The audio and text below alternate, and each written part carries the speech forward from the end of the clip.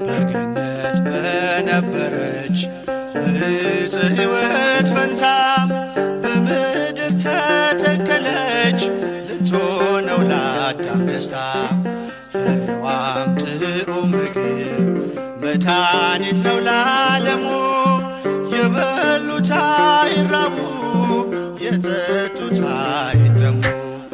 በገነት በነበረች በዕፀ ሕይወት ፈንታ በምድር ተተከለች ልትሆነው ለአዳም ደስታ። ፍሬዋም ጥዑም ምግብ መድኃኒት ነው ለዓለሙ። የበሉት አይራቡ የጠጡት አይጠሙ።